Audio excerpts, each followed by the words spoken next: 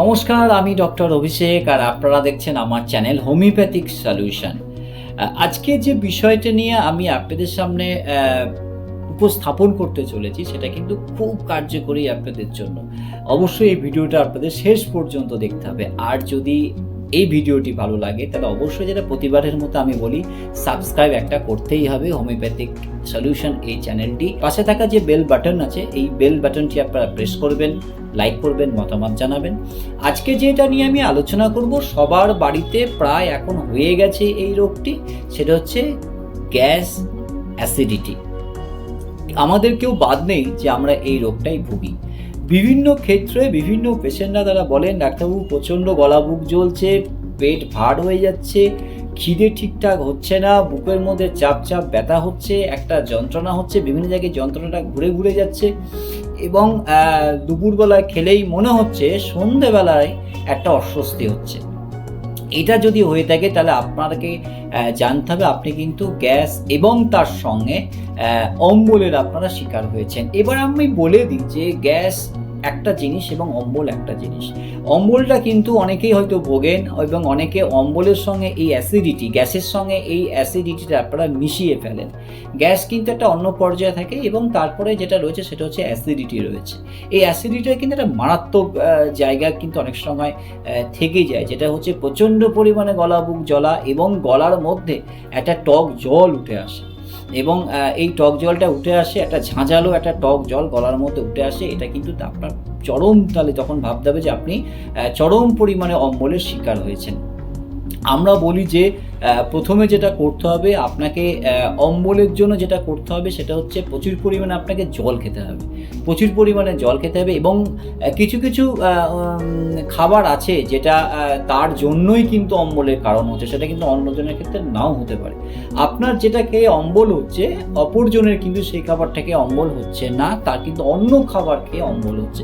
আপনাকে পার্টিকুলার জানতে হবে যে কোন কোন খাবার থেকে আপনাকে অম্বল। আমরাও কিন্তু দেখেছি এখানে যে সাদা ফেনা ভাত বা আলু সেদ্ধ দিয়ে খাচ্ছেন, তার সঙ্গে মসুর ডাল দিয়ে খাচ্ছেন, তখন কিন্তু একটা অম্বল তার সেকেলে অম্বল হয়ে যাচ্ছে। ওই জন্য আমি বললাম যে অম্বলের বিষয়টা কিন্তু ম্যান টু ম্যান ভ্যারি করে। এবার ক্ষেত্রে আমরা যেটা বললাম যে গ্যাস, আমরা যে খাবারটা খাই সেই খাবারটা আমাদের শরীরের মধ্যে যাচ্ছে এবং সঠিকভাবে সেই খাবার হজম হচ্ছে না, খাবার পরিপাক হচ্ছে না, পায়খানা ঠিকঠাক হচ্ছে না, তার ফলে কিন্তু পেটের মধ্যে প্রচুর পরিমাণে গ্যাস জমে থাকছে। এই গ্যাস কিন্তু মারাত্মক আকার ধারণ করতে পারে। এই গ্যাস যদি খুব প্রচুর পরিমাণে হয় সেখান থেকে কিন্তু মৃত্যুর কারণও হতে পারে এক এক সময়। অতএব এই গ্যাসটাকে আমাদের কন্ট্রোলে রাখতে হবে। বিভিন্ন খাবার দাবার যেগুলো খাচ্ছি সেগুলো কিন্তু আমাদের বেছে বেছে খেতে হবে। যেটা খেলে প্রচুর পরিমাণে গ্যাস হচ্ছে সেই খাবার কিন্তু খাওয়া যাবে না। যদি আপনার গ্যাস হয়েই যায়, যদি অম্বল হয়েই যায়, যেটা আমাদের সর্বক্ষণের সঙ্গী, তাহলে সেখান থেকে কি পরিত্রাণ পাওয়া যাবে না বা সেখান থেকে কি মুক্তি পাওয়া যাবে না? অবশ্যই যাবে। এবং তার সঙ্গে আমরা বলি যে একটা এক্সারসাইজ করা, সকালবেলায় ঘুম থেকে উঠে মর্নিং ওয়াক করা এবং সঠিকভাবে রাত্রিবেলায় শুয়ে পড়া। বেশি রাত কিন্তু জাগা যাবে না। আমাদের একটা যে হ্যাবিট হয়ে গেছে যে আমরা মোবাইল নিয়ে আমরা বিছানায় চলে যাই এবং রাত 1টা, 1:30, 2টো পর্যন্ত আমরা মোবাইল, তারপর আমরা ঘুমিয়ে পড়ছি। এটাও কিন্তু গ্যাস বাড়ার কিন্তু একটা মূল কারণ কিন্তু বলা যেতে পারে। এবং যারা একটু মোটাসোটা মানুষ, যাদের ওবেসিটি রয়েছে, তাদের ক্ষেত্রেও কিন্তু গ্যাস অম্বলে তারা কিন্তু বেশি পরিমাণে ভোগে। তো এবার আমি চলে আসবো খুব তাড়াতাড়ি কয়েকটি ওষুধ নিয়ে গ্যাসের থেকে চিরতরে যেটা মুক্তি পাওয়া যায়। যদি আপনার অম্বল হয় তাহলে অম্বলের জন্য আমি যে ওষুধটা বলবো সেটা হচ্ছে ন্যাট্টাম ফস 6X। ভালো করে লিখে নিন, ন্যাট্টাম ফক্স 6X। এটা হচ্ছে বায়োকেমিক ওষুধ। আপনারা 6টা করে বড়ি চিবিয়ে খেতে পারেন বা উষ্ণ গরম জলের মধ্যে 6টা বড়ি আপনারা দিয়ে দেন, দিনে 4বার 5বার আপনারা খেতে পারেন, তাহলে কিন্তু আপনারা এই অম্বলের হাত থেকে মুক্তি পাবেন। আর হ্যাঁ, এই ন্যাট্টাম ফস 6X খাওয়ার সঙ্গে সঙ্গেই আপনারা আরেকটি ওষুধকে সঙ্গী করতে পারেন, সেটা হচ্ছে আর্সেনিক অ্যালব। এই আর্সেনিক অ্যালব আপনারা 200 পোটেন্সিতে আপনারা নিতে পারেন 2 ঘন্টা বাদে বাদে। যদি আপনাদের প্রচুর পরিমাণে অম্বল হয় তাহলে সেটা কিন্তু 1 ঘন্টা বাদে বাদেও নিতে পারেন।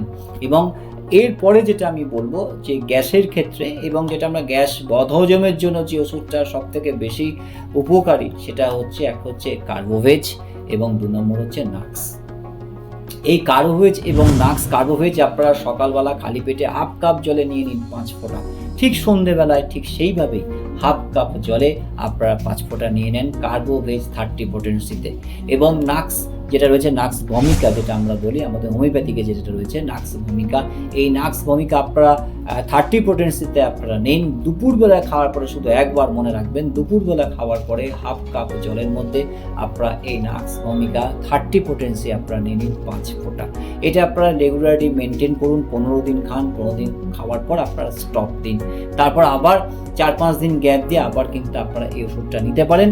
আমি আরও একবার বললাম, শুধু ওষুধটাই কিন্তু সর্বশেষ নয়, তার সঙ্গে আপনাকে লাইফ যে লিভিং আমরা করছি সেটা কিন্তু লাইফস্টাইল, যেটা যে লাইফস্টাইল আপনাকে চেঞ্জ করতে হবে। ধূমপান থেকে বিরত হতে হবে, মদ্যপান থেকে বিরত থাকতে হবে এবং সঠিকভাবে সঠিক সময় আপনাকে কিন্তু খেতে হবে। কখনোই কিন্তু পেট খালি রাখবেন না, এটা কিন্তু গ্যাসের কিন্তু খুব একটা বড় কারণ, যে আমাদের অনেক সময় দীর্ঘ সময় তো খাওয়া হয়ে ওঠে না, সকালবেলা জল খাবার খেতে অনেকক্ষণ দেরি হয়ে যায়, সেক্ষেত্রে কিন্তু আপনাকে করলে হবে না, এগুলো কিন্তু সঠিকভাবে রাখতে হবে।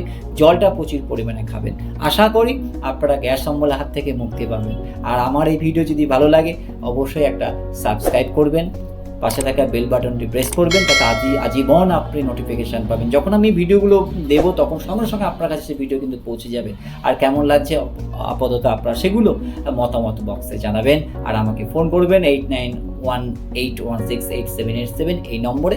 পাশে থাকবেন, ভালো থাকুন, সুস্থ থাকুন, ফিরছি খুব শিগগিরই আর একটা অন্য ধরনের নতুন রোগ নিয়ে, তার প্রতিকার নিয়ে। নমস্কার।